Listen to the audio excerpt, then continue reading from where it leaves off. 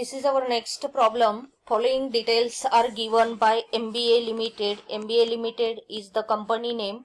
During the year ended 31st March 2020. Okay. Particulars rupees. Direct material 3,40,000. Opening stock of finished goods. Unit is given 1000 units and value 85,250. Closing stock of finished goods 2000 units. आणि याची amount जी काय आहे किंवा जी value of closing stock आहे ती आपल्याला काय करायचे फाइंड आउट करायचे. Depreciation on machinery 96,000. Depreciation on machinery is given 96,000. Loss on sale of machinery 17,500. Trade fair expenses 85,500. Direct expenses 1,60,000. General manager salaries 3,80,000. Dividend paid 7,800. Advertisement 1,85,250. Depreciation on computers 1,72,000. Drawing and designing expenses 54,000. Purchase of machinery 1,90,000. Depreciation on delivery van 1,14,000. Office maintenance expenses 18,800.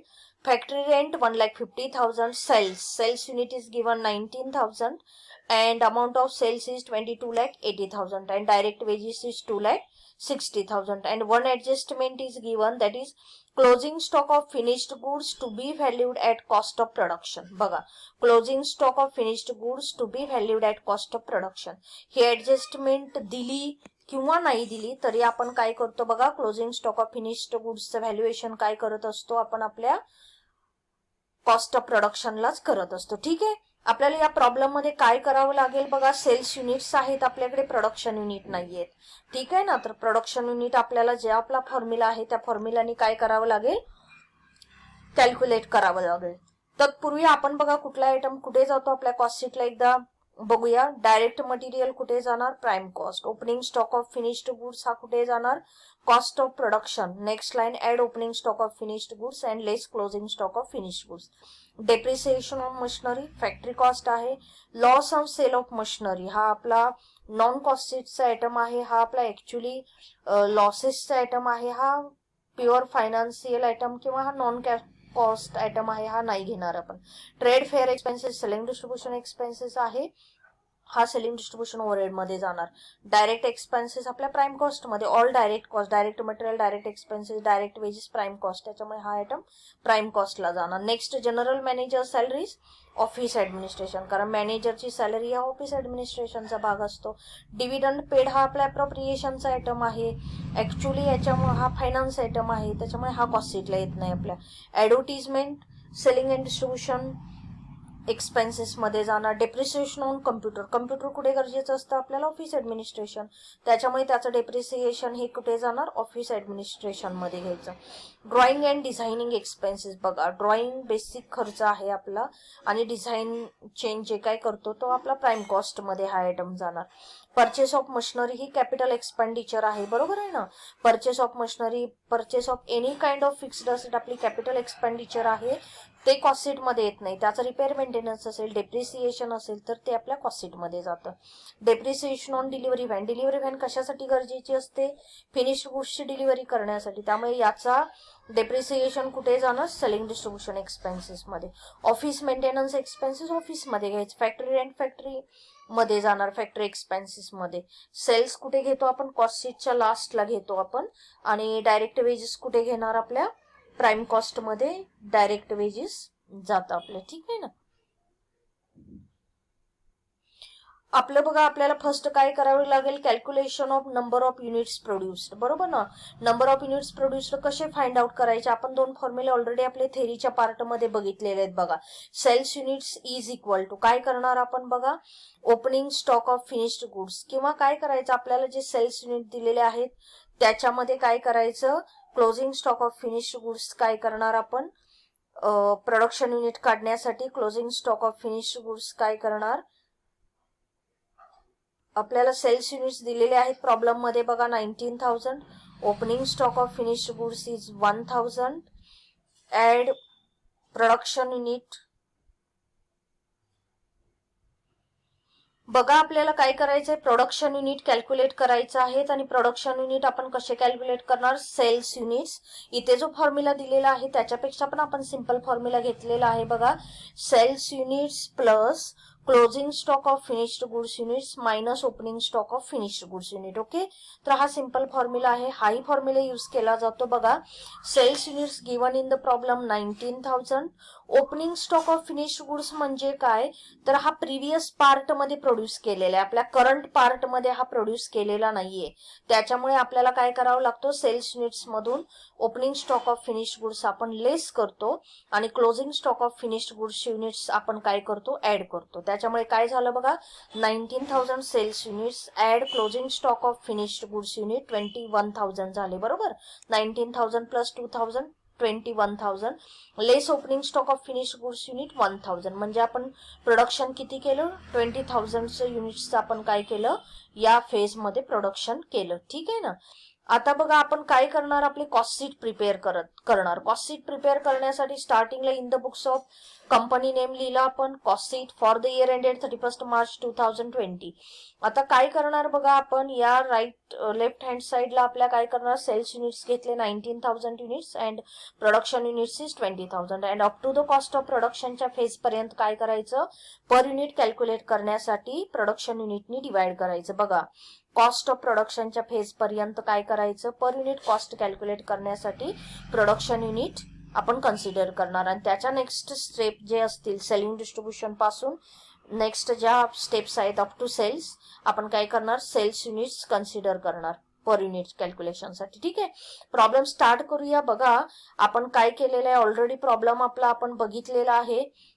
तर बघा direct material 20,000 per unit कसे calculate केले बघा, 20,000 sorry इथे units आहेत, हे number of units हे per unit आणि ते अमाऊंट आहे. बघा direct material 3,40,000 divided by 20,000 unit, per unit किती आले 17,000. इथे युनिट लिहिलेलंच आहे बघाला, अमाऊंट कॉलमला युनिट कॉलमने डिवाइड केलं, पर युनिट कॉलम मिळाला. ठीक आहे, direct wedges 2,60,000 divided 20,000 13 rupees per unit.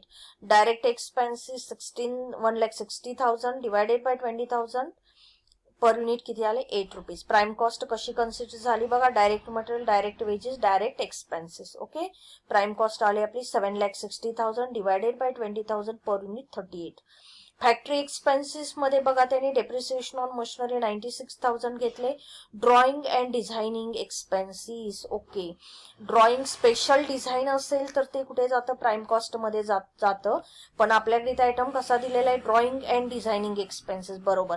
Designing and drawing असतं तर ते प्राइम कॉस्ट मध्ये गेलं असतं, पण ड्रॉइंग अँड डिझायनिंग एक्सपेन्सेस असल्यामुळे ते आयटम काय कुठे जाणार, ड्रॉइंग अँड डिझायनिंग एक्सपेन्सेस कुठे जातात, आपल्या फॅक्टरी एक्सपेन्सेस मध्ये जाणार. Factory and factory expenses, total factory expenses 3 lakh rupees, 3 lakh divided by 20,000 या ठिकाणी पर युनिट येणार. Okay, opening work in progress, closing work in progress काही नाहीये त्याच्यामुळे ते घ्यायचं नाही. फॅक्टरी कॉस्ट किती झाली आपली बघा, prime cost add factory cost, factory cost किती झाले आपले बघा, prime cost add factory expenses is equal to factory cost 10,60,000 divided by 20,000 per unit 53. Next बघा, next slide. Okay, factory cost मध्ये आपण काय करणार, office and administrative expenses add करणार. त्याच्यामध्ये जनरल मॅनेजर सॅलरी किती दिलेले 3,80,000, depreciation on computer 1,72,000, office maintenance expenses 18,800, total 7,40,000. आणि आपल्या फॅक्टरी कॉस्ट मध्ये काय केले आपण, ऑफिस ऍडमिनिस्ट्रेटिव्ह एक्सपेन्सेस आपण ऍड केले, आपलं कॉस्ट ऑफ प्रोडक्शन आलं 18 लाख रुपीज. ठीक आहे, 18 lakh divided by 20,000 per unit cost किती आली 90. त्याच्यानंतर काय करायचं बघा, opening stock of finished goods add करायचे 1,000 आणि त्याची कॉस्ट त्यांनी दिलेली 85,250 आणि या ठिकाणी त्याची पर युनिट कॉस्ट किती कशी काढायची बघा, 85,250 डिवायडेड बाय 1,000 85.25.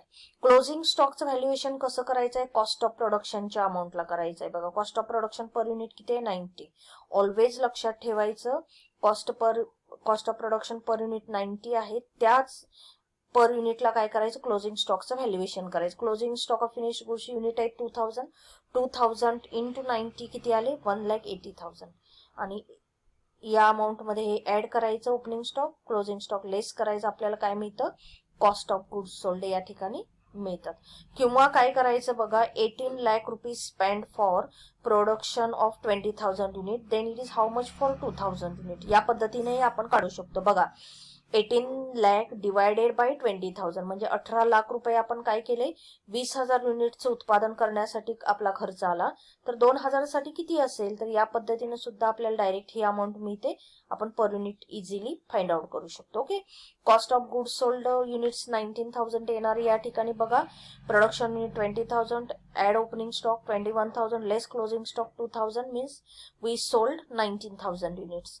आणि या ठिकाणी कॉस्ट ऑफ गुड्स सोल्डची अमाऊंट येते 17 लाख 5,250 आणि 19,000 युनिट्स काय केलेत आपण, सेल केलेले आहेत, त्याच्यामुळे काय झालं, पर युनिट कॉस्ट ही आली. Okay, selling and distribution expenses बघा, trade fair expenses, advertisement expenses, depreciation on delivery van, हे 3 फॅक्टर सेलिंग डिस्ट्रीब्युशन मध्ये येतात. त्यांची टोटल केली, कॉस्ट ऑफ गुड्स सोल्ड मध्ये ऍड केली, आपल्याला कॉस्ट ऑफ सेल किंवा टोटल कॉस्ट किती मिळाली, 20,90,000. Okay, 20,90,000 cost of sale for 19,000 unit, per unit it is 110.50.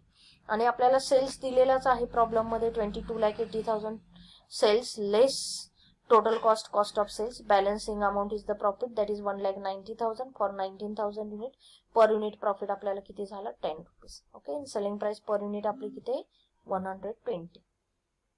तर बघा या पद्धतीनं हा कॉस्टशीटचा प्रॉब्लेम सॉल्व्ह करायचा आहे. फक्त design and drawing expenses, drawing and design हा फक्त फॅक्टरीमध्ये एक्सपेन्सेस गेला, रिमेनिंग ऑल एक्सपेन्सेस आपल्याला इझिली समजतात. फक्त क्लोजिंग स्टॉकचं व्हॅल्युएशन करत असताना कसं करायचं बघा, amount of cost of production divided by production unit into unit of closing stock, या पद्धतीनेही आपण काय करू शकतो, ही अमाऊंट फाइंड आउट करू शकतो. किंवा कॉस्ट ऑफ प्रोडक्शन पर युनिटने काय करायचं, क्लोजिंग स्टॉकच्या युनिटला डायरेक्ट मल्टिप्लाइड करायचं, या दोघांचं मल्टिप्लिकेशन झालं 2,000 इंटू 90, डिरेक्ट आपल्याला 1,80,000 अमाऊंट मिळते, पर युनिट ती तेवढीच असते. ठीक आहे ना. पण एक मात्र लक्षात ठेवायचं, कॉस्ट ऑफ गुड्स सोल्ड ही जी फेज आहे, या फेज पासून काय करायचं, सेल्स युनिटनी डिवाइड करायला काय करायचं, सुरुवात करायची, कारण इथून पुढच्या ज्या कॉस्ट असतात त्या सेल्स साठी फक्त इन्कर झालेले असतात. ठीक आहे ना. बघा प्रॉब्लेम पूर्ण लक्ष देऊन व्यवस्थित सॉल्व्ह करा, आणि डाऊट काही नसणार आहे. प्रोफॉर्मा चांगला करायचा, थेअरी परफेक्ट करायची, आपल्याला प्रॉब्लेम इझी आपण सॉल्व्ह करू शकतो. ठीक आहे.